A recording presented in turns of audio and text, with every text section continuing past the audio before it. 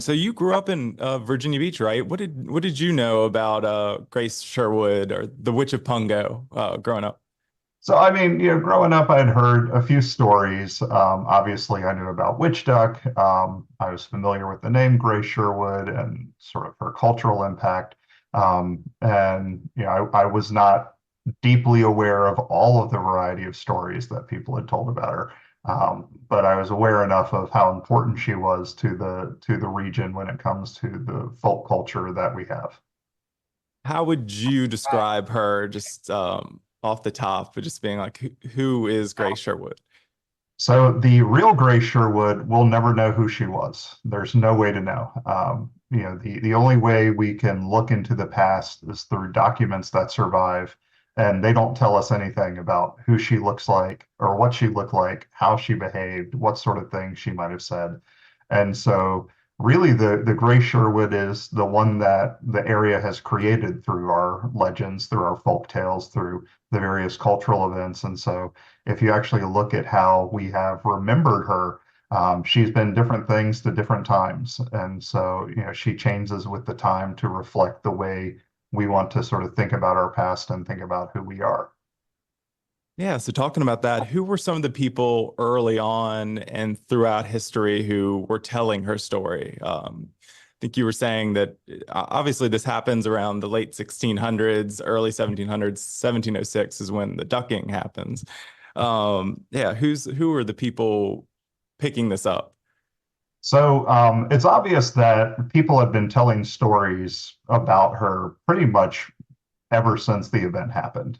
We know that the area called Witch Duck has been some variation of Witch Duck since the 1700s. And it's really around the 1800s, or 1833 in particular, when you first get people finding records related to the trial. And then what begins to happen is to fill in those spaces because they don't tell us a lot. Writers and journalists and local people begin filling in those spaces with legends. And so you have a really important article written by a Virginia novelist named John Easton Cook in 1884. And he starts folding in legends like that she used to sail in an eggshell. And that pops up in Harper's Weekly. The two most important people, though, I would say in recent times, have been a Virginian pilot journalist named George H. Tucker. And then, of course, Louisa Venable Kyle, who famously wrote the children's book, The Witch of Pungo. And both of those folks, writing in the 1950s through the 1970s, were really responsible for recording a lot of the legends and the stories that people were spreading and sharing around the area. And through their work, they almost helped to standardize the way those stories were told. So I would, if you were to force me to pick two, I'd pick those two, George Tucker and Louisa Venable Kyle. And you talked about how you were able to get some new primary documents Mhm. with your reporting in your book. Can you talk a little bit more about that and what were some of the new things that you were able to find? So the biggest thing that I was able to do is go back and look at not just her, but her accusers and the people that she interacted with in court. And so if you were to look at the work that's previously been done, obviously most people want to find the documents related to her herself. But we know based on people that have studied, let's say, New England witch trials or European witch trials, the story can't be told unless you're also looking at who's making the accusations, who's actually sitting on the courts. And so, for example, I was able to find that two of her accusers were actually friends who immigrated to Virginia from Maryland. And so they had a decades long friendship together. And these connections had previously been overlooked. And so as you're trying to recreate the society that not only believed in witchcraft, but will bring about the trial in 1705, 1706. It's important to see how those connections work together. How did it get to that point where the friends kind of turn on her? Is it a community thing where they kind of start believing in things? So my guess would be, and so we don't 100% know, because again, the records aren't really clear. But we do know that starting around 1698, you start to have rumors from people that live near Grey Sherwood that she, to use their phrase, has bewitched them, that she's cursing their crops, that she's killing their livestock with magic. Um, And those things can generate for a whole variety of reasons. We know from the context of witch trials, all it really took was a reputation of being a witch, and that could spin out of control. My guess would be, though, if you were to read between the lines, the fact that she's being accused by literally next door neighbors, that and using the context from other places, that what begins to happen is she essentially starts to get in conflicts and fights with her neighbors. And these get followed by some sort of misfortune or something that seems uncanny or unnatural, and so they associate it with her. And once those allegations begin spinning, that just further damages her reputation in the community. And she didn't like self-proclaim herself as a witch or something along that line. She was a like a spiritual healer type of way. So the idea that she was a healer is actually a very recent addition to how we think about her. There's no evidence that she was a midwife or a healer. By all accounts, she was just a very typical normal farmer's wife. We do know that she contested the allegation she was a witch, though, because two of the cases are slander suits. So she's actually suing neighbors for calling her a witch. And so she's trying to reclaim her reputation. And then the case that results in her ducking is a formal accusation made against her. And we know based off of the very scant evidence we have that she very much contested through that entire trial that she was innocent. And so, there's nothing that can reveal, anything about her that may have made people suspect she was a witch, but we do know that she contested those allegations and tried to defend her reputation. Yeah, because I was reading that, yeah, it took a while for it actually to get to that point. What was kind of the straw that broke the camel's back, or like at least got to the ducking point? Was it was a trial? Yes, and so in 1705, Grey Sherwood sues another neighbor, a woman named Elizabeth Hill, for assaulting her. So she takes her to court because she's alleging that Elizabeth Hill beat her. And Grey Sherwood actually wins the suit. And so the jury finds that Elizabeth Hill did, in fact, assault Grey Sherwood. And then immediately following that trial, Elizabeth Hill and her husband Luke allege that Gra Sherwood bewitched Elizabeth Hill, and so they demand a formal trial to prosecute Gra Sherwood for witchcraft. And my suspicion is that if you were to look at the ferocity that the Hills pursued this case, they doggedly were forcing the Princess Anne County Court to keep working instead of just letting it go away. My suspicion is that they fervently believed that Gra Sherwood had bewitched Elizabeth Hill, and that was the cause for the assault. Without getting too in the weeds, according to the folklore of the time, you could actually attack your witch if she had been using magic against you, and that would break the bewitchment. And so Elizabeth Hill's assault on Gra Sherwood might explain why that assault took place if she thought she was bewitched. And so that launches a formal trial. And so the court then has to try to gather evidence. And the problem is they can't really find much. There's not much they can find to confirm or deny any of the suspicions.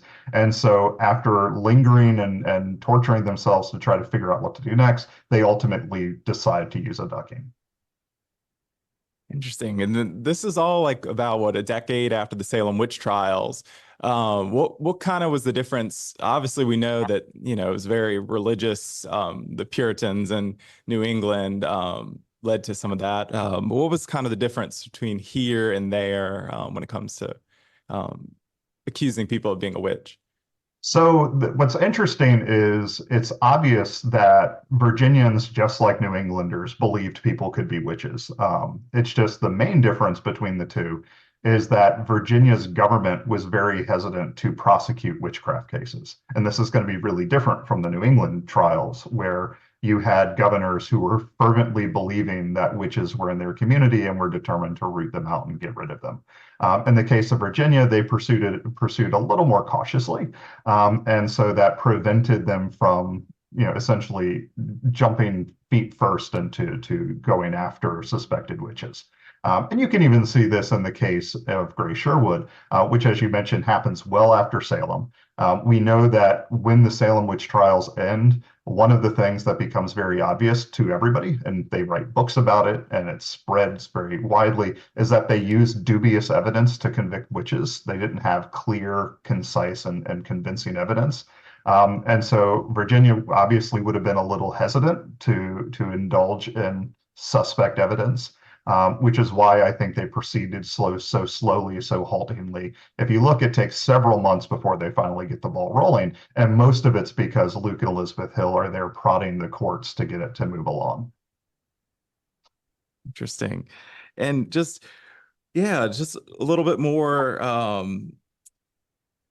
What's kind of been the response to your book so far? You've said you've been talking around, you've been going on a book tour. What are some of the readers saying? So the feedback's been really great, and I'm really happy for all the support and all the sort of positive feedback. I would say the most common thing that people have said, if they know anything about the situation, is that they're happy to see a actual sort of robust effort to uncover as much documentation as possible, to tell the story as fully and completely as possible, to try to separate legend from history and try to make clear where each of those categories are. And then obviously not everybody's aware of the situation. And so it's been really rewarding to see people who have read the book that may have heard the name or driven down Witch Duck Road, and to see them just excited to learn more about history, especially local history. And so it's been really rewarding to have this many people engaged with the book. And last question, just look, where would you say that Grey Sherwood stands in Virginia history? She would probably be the most famous accused witch in Virginia, correct? Absolutely. I mean, if you look, she is, has been for decades just the Virginia witch, because everybody ignored all of the other accused witches, and so she stands unique. And I would say, especially in the Hampton Roads area, and especially Virginia Beach, where she was ducked, she really is a cultural figure. I mean, she's a very important part of the area's folklore, folk culture, and sort of material culture.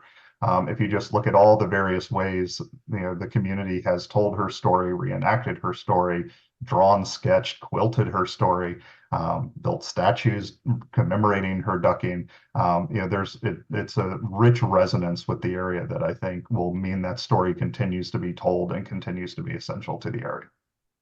Yeah, and you were writing about how with Princess Anne County and Virginia Beach is formed, it gave them a sense of identity, or like this is a meaning to the community.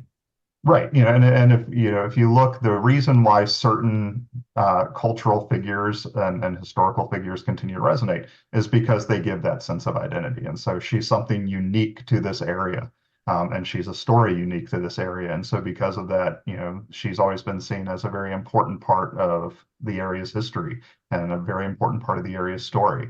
And especially as it continues to grow and change, that helps to provide a sense of rootedness to that past and a sense of identity to people that have lived here, and people that move in here and want to acclimate and adopt their new home.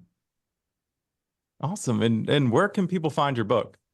So the book is available online. You can get it on Amazon. You can get it directly from the publisher, which is the University of Virginia Press. I also know that the local Barnes and Nobles have been selling it. There's also a fantastic local independent bookstore called Let's Read, which is located in Pungo, and they have it in stock, and they are very happy to work with the community. They were very kind to host a question and answer session with me, so that was fantastic. And so, I know that those sort of places in Virginia Beach and Hampton Roads have it.